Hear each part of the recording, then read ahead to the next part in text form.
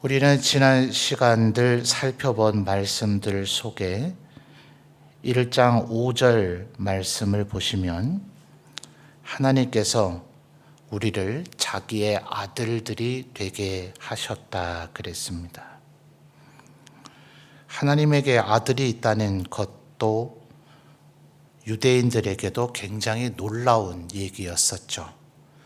예수 그리스도께서 하나님의 아들이시다 라는 것을 이해하고 믿고 또 깨닫게 되는 데에도 유대인들부터도 많은 충격이 되었었습니다. 그런데 바울 사도는 거기에 나아가서 예수님만 그럴 뿐이 아니라 우리들도 1장 5절 하반절을 자세히 보시면 어떤 특정한 한 사람을 지목해서 그도 하나님의 아들이 되게 하셨다고 말한 것이 아니라 자기의 아들들이 되게 하셨다. 복수로 표현하고 있어요. 그러니 우리 모두가 하나님의 아들이 된다. 더군다나 상속자로 삼아 주셨다 그랬죠. 11절 말씀을 보면 그 안에서 기업이 되게 하셨는데 이것은 상속자의 권리를 갖게 된다는 것을 이야기했다. 이것은 예수님의 버금가는 그런 정도의 상속의 권리가 아니라 사실 입양된 양자에 불과하지 않습니까? 그러니 원래부터의 정통 적자로서의 아들이신 예수님과 똑같아서는 안 되겠죠. 그래서 버금가는 그런 상속의 권리만 준다 하더라도 감당할 수 없을 엄청난 축복이고 영광일 터인데 바울 사도는 예수님과 동일한 반열에 서서 동등한 상속권을 우리에게 주시기로 하셨다라고 이야기를 합니다. 그런데 이것이 에베소인들이 바울 사도에게 사도행전의 기록을 보면 두란노 서원에서 2년 동안이나 교육을 받았을 테이니 또 요한계시록 2장에서도 얘기하는 바대로 에베소인들은 받은 하나님의 말씀을 너무나 잘 간직하고 있어서 거짓 선지자, 거짓 사도조차도 분별해낼 수 있을 만한 탁월한 능력을 갖고 있었다 하지 않아요? 그러니 어쩌면 에베소인들은 바울 사도에게 이미 듣고 배운 바가 있었기 때문에 그렇겠구나 라고 할지 모르지만 대다수의 사람들은 우리가 어떻게 하나님의 아들들이 될 수 있는가, 일견 참 은혜가 되고 감동이 되고 좋은 얘기이지만 그게 정말 가능하기는 할까, 아마 그런 생각을 하는 이도 덜어 있었을 겁니다. 왜냐하면 이 고대 사회에는 엄격한 신분제죠. 그리고 이미 로마는 황제가 있는 제국으로 변모되었습니다. 종들은 영원토록 종이고 평민들은 영원토록 평민이고 귀족들은 영원토록 귀족이고 오직 황제만이 황제가 되는 것이지 어떻게 종들인 고린도 교회의 바울 사도가 보낸 편지를 보면 너희를 봐라. 너희들 가운데 돈 있고 힘 있고 권력 있고 학식이 많은 자는 별로 없지 않느냐. 그 당시에 예수님을 믿고 영접한 사람들은 물론 귀족 반열에 아주 지체 높은 사람들이 전혀 없었던 것은 아니지만 성경 여러 곳에서 말해주는 바대로 초대교회의 주류는 하층민들이었단 말이죠. 그런데 그들이 황제의 반열 정도도 아닌 하나님 신의 반열에 신의 아들인 예수 그리스도와 동등한 반열의 아들들이 되게 한다. 이게 너무 좋기는 좋지만 현실 사회에서는 종과 평민은 귀족이 되는 것도 거의 불가능한데 황제의 아들의 반열도 아닌 그것을 월등히 능가하는 신의 아들의 반열에 이르게 한다. 이게 어떻게 상상 가능하기나 한 일이라고 여기겠습니까? 만약 우리가 애초부터 신분이 낮고 지체가 낮고 수준이 낮은 그런 사람이었다면 정말 그 일은 불가능하다고 여겨졌을지 모릅니다. 그래서 바울 사도는 오늘 우리가 읽은 단락에서 인간이란 어떤 존재인가 라는 것을 얘기해 주는데, 그래서 10절에 이 표현을 쓰고 있는 거죠. 10절에 보시면 우리는 그가 만드신 바라, 만드신 바, 헬라 단어로 포이에마라고 얘기를 하죠. 그래서 우리 한글 성경은 그저 직역에 가깝도록 하나님께서 만드신 존재다라고 이야기를 했지만, 구약 성경에도 하나님께서 스스로를 도공으로 비유하기도 하시는 바, 아주 실력이 없는 도공이 만들었다면 그저 막사발이나 되고 저가에 판매해야 될 그릇에 불과하겠지만, 하나님께서 만드셨으니 그것은 진실로 걸작품이라고 할 만하다. 이 세상에 다시 없는 그 가치를, 그래서 주님 말씀하시기를 한 영혼이 천하보다 귀하다 하셨던 것처럼 각 사람의 가치를 이 온 우주 만물과도 비교할 만한 그런 하나님의 유일하고 탁월한 그런 걸작품이라고 바울 사도는 얘기하고 있는 거죠. 왜 10절에서 바울 사도는 이런 주장을 합니까? 그냥 하늘에서 뚝 떨어진 바울 사도의 생각이나 바울 사도의 일방적 주장이 아니라 창세기에 그 근거를 두고 있죠. 하나님께서 천하 만물을 만드시고 난 후 우리의 조상 아담과 하와를 만드셨을 때 보시기에 심히 좋았다고 하셨습니다. 최상의 상태였다는 것을 이야기하고, 하나님께서 그의 모양과 형상을 따라 만드셨기에 타락 이전의 아담이라고 하는 존재에게 하나님이 주신 지혜가 얼마나 충만했는지, 하나님께서 만드신 우주 만물에 이름을 지어주는 것, 그것은 피조된 그 피조물들의 정체성을 규정하는 것인데, 하나님께서 당연히 마땅히 친히 하셨어야 될 것 같은 그 일을 아담에게 위임해서 아담이 그 일을 하시게 하셨더라. 아담이 해도 된다고 하나님께서 보신 거죠. 그럴 정도로 탁월한 걸작품, 그것이 우리의 인간의 원래의 본연의 모습이었다 하는 거죠. 그러니 10절의 이 말씀을 우리가 바르게 이해한다면 1장 5절에서 하나님의 계획 속에서 우리를 구원하신 후에는 우리를 하나님의 아들들이 되게 만들겠다 하신 하나님의 계획이 전혀 얼토당토하는 계획이 아니라는 것을 우리는 깨달을 수 있을 겁니다. 아, 그렇구나. 우리가 아주 낮고 비천하고 참혹한 가운데서 영광스럽고 존귀스러운 존재가 되어야 되는 것이 아니라, 우리라고 하는 존재, 우리와 우리의 선조들은 원래부터 하나님께서 하나님의 아들들과 같은 그런 존재로 만들었었다 하는 거죠. 그러니 원래의 상태로 돌아가는 겁니다. 원래의 상태로 회복되는 거죠. 그러니 하나님께서 원래 우리 인간을 어떤 존재로 만드셨는가 하는 것을 바로 깨달으면 이것이 불가능한 일이 아니라 하는 것을 깨달아 알 수가 있는 거죠. 우리가 노력해서 마치 이 세상의 철학자들이 얘기했던 것처럼 이런 것을 초월 인간이라고 얘기합니다. 18, 19세기 넘어서서 인간의 이성이 아주 최고조에 달했다고 여겨지고, 그로 인해서 인간 사회의 문명이 아주 극도로 발달하니 인간들은 심지어 우리의 힘으로 유토피아, 천국을 만들어낼 수 있을 것이라고 여겼습니다. 기독교의 일부 무리들 가운데서도 예수님께서 굳이 재림하실 필요가 없다. 우리의 인간의 이 탁월함을 보라. 우리들이 하나님의 나라 천국을 마치 바벨탑을 쌓듯이 건설해 나가서 주님께서 오셨던 그날에 더 이상 하실 것이 없는 그런 상태를 인간이 만들어낼 수 있을 것이다 라는 낙관적인 예측까지 하는 어리석은 지경에 이르렀습니다. 그러나 실상은 그렇지 않죠.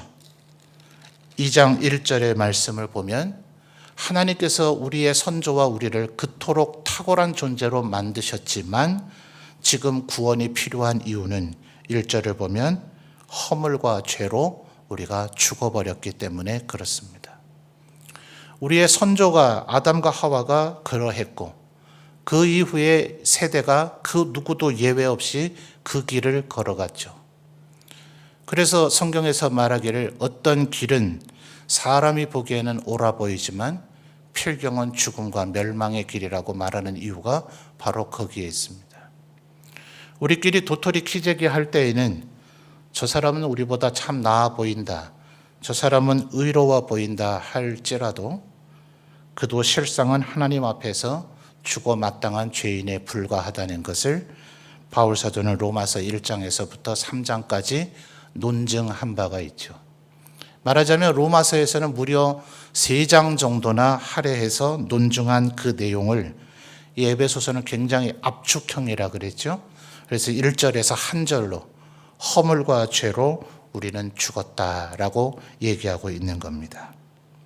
2절은 에베소인들을 부연 설명하죠. 그래서 첫 단어가 뭡니까? 그때의 너희는, 바로 허물과 죄로 죽어 있었을 때의 너희는 그 가운데, 1절에서 얘기한 허물과 죄로 죽었던 그 가운데서 행하여. 3절도 다를 바가 없죠. 3절은 바울 사도와 함께 이 사역을 감당하고 있는 바울의 동역자들을 포함한 유대인과 먼저 믿은 이들을 지칭합니다. 전에는 우리도, 이 전에는 바울 사도도 예수님을 믿지 않았었던 그 이전 상태가 있죠. 12사도도 마찬가지, 또 먼저 예수 믿은 유대인 그리스도인들도 마찬가지, 그들 또한 그 어떤 시점에는 예수께서 구세주이심을 몰랐을 때가 있었죠. 그래서 3절의 첫 단어인 전에는 이라는 말은 바로 유대인들조차도 예수 그리스도를 믿기 전의 상태를 얘기합니다. 전에는 우리도 다 그 가운데서 행했다. 역시 3절에서 얘기하는 그 가운데서도 1절에서 얘기하는 허물과 죄로 죽어있는 상태입니다. 그래서 하나님이 만드신 걸작품인 우리가 하나님의 존귀한 창조물이었는데도 불구하고 3절 하반절에 바울의 중간 결론으로서 본질상 진노의 자녀가 될 수밖에 없었던 것은 바로 허물과 죄로 죽었던 것이기 때문에 그렇습니다. 그래서 5절 말씀을 보면 바울 사도는 이 개념을 이해하는 것이 몹시 중요하기 때문에 5절 상반절에 허물로 죽은 우리라고 다시 한번 이 부분을 강조하죠. 자, 이것이 성경이 말하는 인간의 양면성입니다. 하나님께서 우리를 창조하실 때는 하나님의 모양과 형상으로 만드신 하나님의 걸작품, 가장 탁월하고 존귀한 존재, 그래서 사회에서도 말하는 바대로 만물의 영장이지만 허물과 죄로 죽어버린 우리들은 3절 하반절에서 얘기하는 본질상 진노의 자녀가 될 수밖에 없는 존재였다 하는 겁니다. 그러니 1장 5절에서 얘기한 하나님의 자녀가 되는 것이 불가능한 것도 아니지만 그렇게 쉽게 할 수 있는 일도 아니죠. 그때의 너희는, 전에는 우리도, 또 5절에서 허물로 죽은 우리이기 때문에 그렇습니다. 그래서 이제 다시 살아나서 하나님의 존귀한 걸작품이 돼야 되는데 우리의 힘으로는 도무지 할 수 없죠. 그래서 바울 사도가 1장에서 설명했었죠. 1장 3절에서 6절까지 성부 하나님은 뭐 하셨다고요?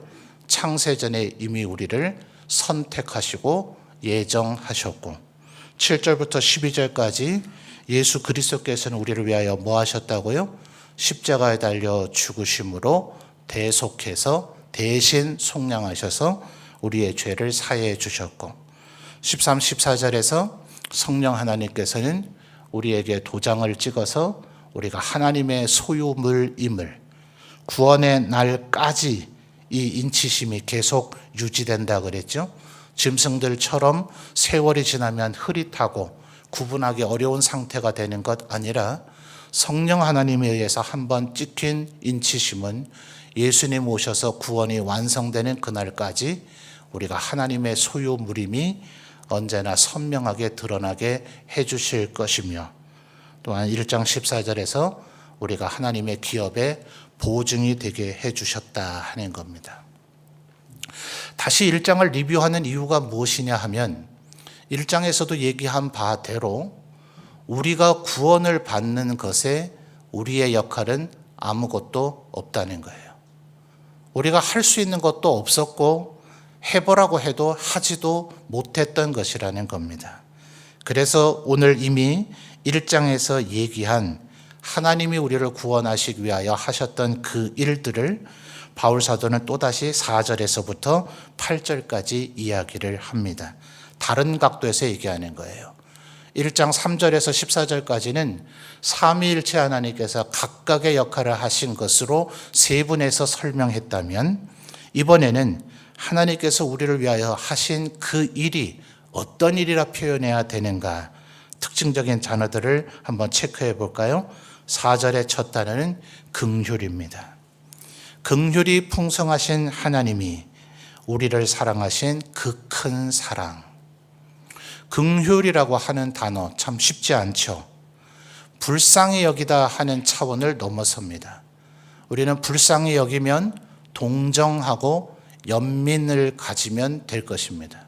쉬운 예를 든다면 길가에서 누가 구걸을 하고 있다면 우리가 그를 동정하고 연민한다면 우리 주머니에 있는 돈을 줄 수 있는 범위 내에서 주면 될 것입니다. 그런데 긍휼은 그렇게 불쌍히 여기고 연민의 정을 가지고 그에게 그저 내가 줄 수 있는 범위에 돈을 주고 끝내는 것이 아니라 그의 근본적인 상태를 바꿔주고자 하는 거죠. 내가 아무리 많은 돈을 준들 그의 평생 그것으로 먹을거리가 해결되겠습니까?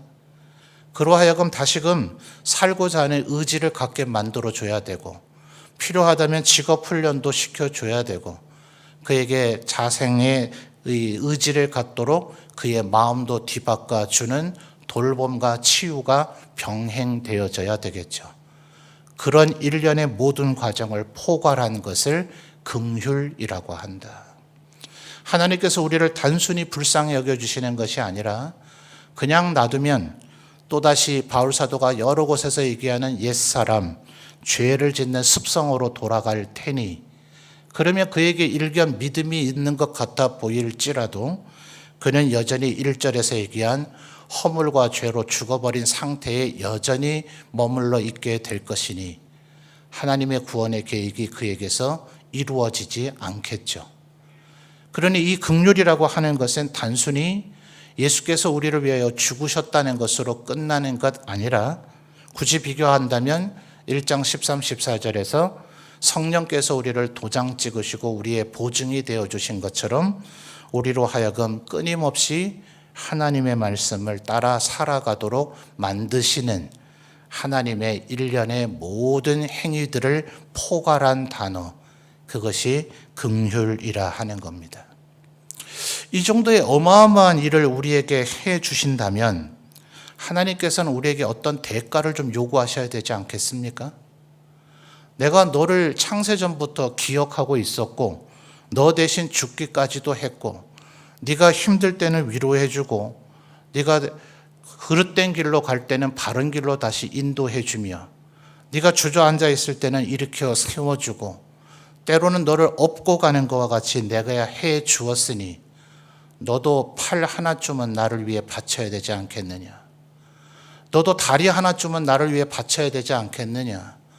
혹은 너의 무엇, 어쩌면 네 가장 소중한, 마치 아브라함을 달아 시험해 보시듯 네 소중한 독자, 유일한 네가 제일 사랑하는 이삭을 나의 바치라고 하는 것이 하나님께서 우리에게 행하신 일들을 생각한다면 너무나 마땅한 요구가 아니겠습니까?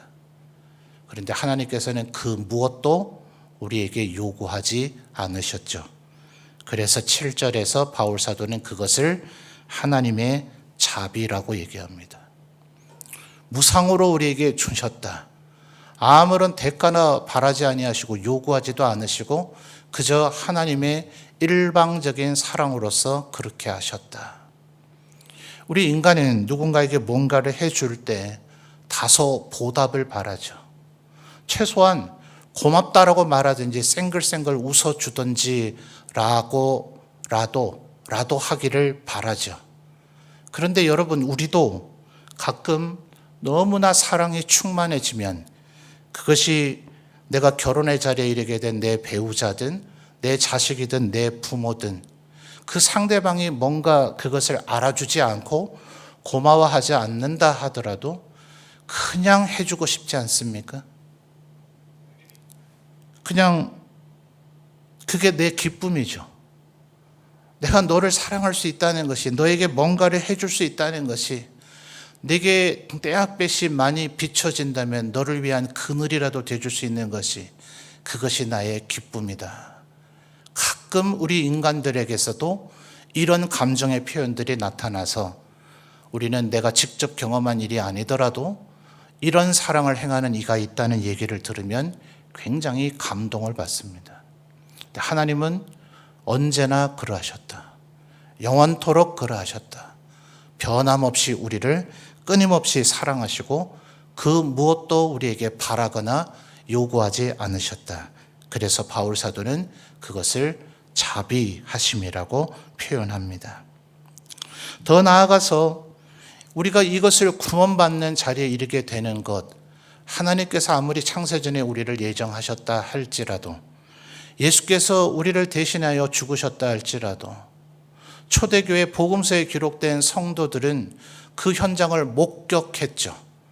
부활하신 예수 그리스도를 약 500여 명은 부활하신 예수님도 목격을 했죠. 그러나 우리는 글로서, 책으로서 그것을 읽었을 뿐입니다. 주님께서 나를 위해서 죽으신 것이 아무리 명백한 역사적 사실이라 하더라도 우리는 그것을 본 적이 없고 그저 글로서 읽고 듣고 있을 뿐입니다. 그러니 만약 이것을 우리가 믿지 못한다면 그 죽으심이 우리에게 어떠한 효력이 있겠습니까? 그래서 네덜란드에 있는 도르트에서 다시 한번 칼빈주의 우리 개혁자들이, 종교개혁이 일어난 후 약 100년이 지나고 난 후 바른 믿음이란 무엇인가 라는 것을 생각할 때, 하나님의 우리를 향하신 은혜는 무제한적인 은혜이지만 누구에게든지 제한 없이 그 불량면에서도 무제한적으로 주어지는 은혜이지만, 하나님께서 창세전에 선택하시고 그에게 믿음이 있는 자에게만 이 구원의 은혜가 적용이 된다 해서 제한적 속죄라는 것을 정리를 했습니다. 무제한적 은혜이지만 제한적 속죄, 오직 믿음이 있는 자에게만 이 구원의 효력이 나타난다. 그러니 결국 4절에서 얘기하는 하나님의 긍휼이 아무리 무한하고 7절에서 얘기하는 하나님의 자비가 얼마나 무한하다 할지라도 우리에게 그것을 믿어낼 수 있는 믿음이 없다면 그것은 우리에게 그 어떤 효력도 미치지 못할 것입니다. 그런데 인간이 그것을 믿어낼 수 있는 능력도 의지도 열정도 없는지라 8절에서 하나님께서는 그것을 우리에게 아예 선물로 주셨습니다. 사실 2장 8절에서는 우리가 믿음이라는 것을 선물로 주었다는 것에 너무나 주목한 나머지를 다소 가볍게 취급하는 오류가 있습니다. 하나님이 믿음을 우리에게 주신 것만이 크신 일이겠습니까? 창세전에 우리를 조성하기도 전에, 우리를 만들어 놓기도 전에 과연 이놈이 만들어 놓으면 내가 그를 얼마나 사랑했는지 조금이라도 알까라는 눈꼽만큼의 가능성이 보이지도 않았을 그때에 일방적으로 너는 내가 구원하겠다, 내가 너를 지명하여 불렀으니 너는 내 것이다 라고 이사야 선지자에게도 말씀하신 것처럼 그렇게 일방적으로 지목해서 너는 내 아들을 만들겠다 하셨으니 이 또한 하나님의 선물 아닙니까?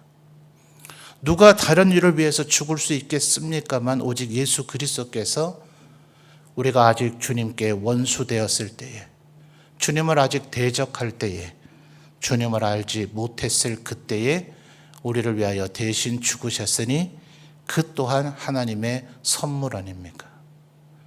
또한 예수 그리스도를 믿고 난 이후에도 여전히 때로 휘청거리며 쓰러지고 넘어지고 범죄하는 우리인데도 불구하고 또다시 우리를 일으켜 세우시고 때로는 업고 가시고 때로는 우리의 눈물을 닦으시고 우리를 위로해 주시니 이 또한 하나님의 선물 아닙니까? 그래서 바울 사도는 이것을 8절에 은혜라고 하는 단어로 표현합니다. 1장에서 얘기하셨던 삼위일체 하나님께서 어떤 일을 행하셨는 것과 전혀 다른 각도로 우리의 구원을 표현해 주고 있죠.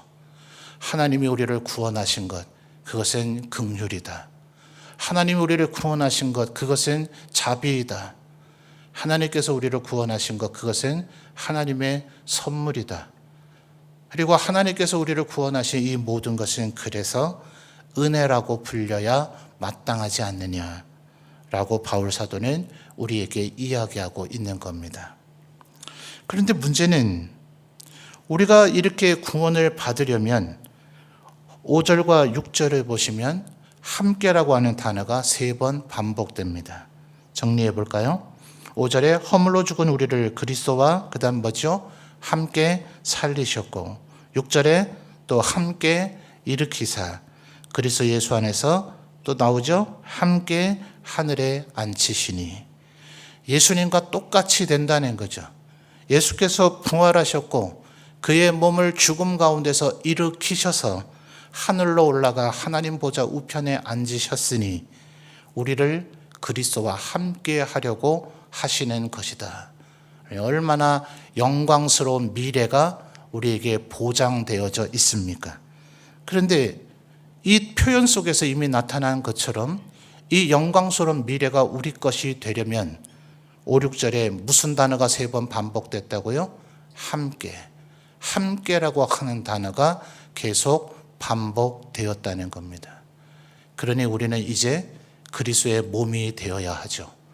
그분이 우리의 머리가 되었으니 우리는 그의 몸이 되어야 합니다. 그래서 그분처럼 생각해야 되고 그분처럼 말해야 되고 그분처럼 행동해야 합니다. 이것은 예수께서 우리를 위해 죽으셨기 때문에 어느 날 갑자기 생겨진 우리의 새로운 의무가 아니고 창조하셨을 그때부터 이미 마땅히 우리는 그랬어야 하는 겁니다. 그래서 10절에서 이렇게 얘기하죠. 우리는 그가 만드신 바라 그리스도 예수 안에서 우리를 만드신 목적을 바울 사도는 여기서 기술하죠. 무엇 때문에 우리를 만들었다고요? 선한 일을 위하여 지으심을 받은 자니 이 일은 하나님이 전에 예비하셨던 것이다. 창세전에 우리를 예정하신 것은 내가 너를 지명해서 내 것으로 만들어 너를 구원하겠다 이것만 예정하신 것이 아니라 그 예정 속에서는 네가 나를 위하여 선한 일을 하는 것을 내가 보고 싶어서 너를 지목했다는 거예요. 여러분, 우리가 하나님께서 나를 자녀 삼아 주시려고 하셨구나, 나를 만드시기 전에도 나를 구원하시려고 하셨구나 라는 것이 너무나 고맙고 감사하고 은혜가 된다면 동시에 하나님께서 나를 선한 일을 하게 하시려고 나를 그렇게 하셨구나 하는 것 또한 우리가 반드시 기억해야 할 것입니다. 그래서 10절 하반절에 우리로 그 가운데서 하나님의 그 은혜 가운데서 그리고 우리를 선한 일을 위하여 지으신 하나님의 그 목적 가운데서 행하게 하려 하셨다고 이야기를 하십니다.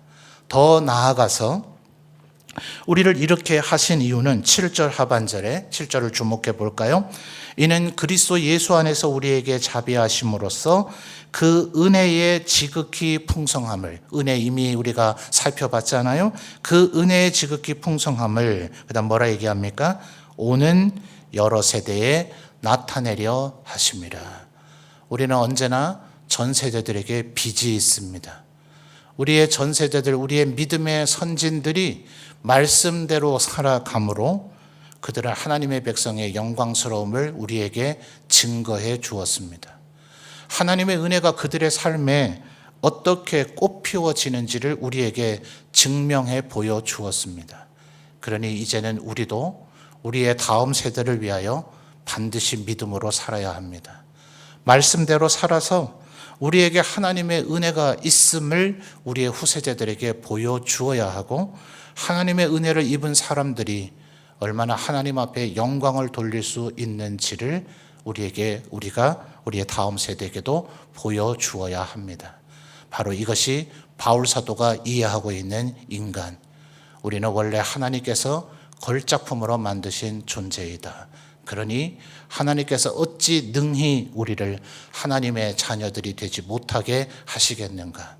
하나님께서 그리스도와 함께 우리를 살리시고 우리를 함께 일으키시고 함께 하늘에 앉히실 것이니 이제는 오직 하나님의 영광을 위하여 그의 선한 일을 행하며 살아가라 하는 것이 사도가 우리에게 하고 있는 당부입니다.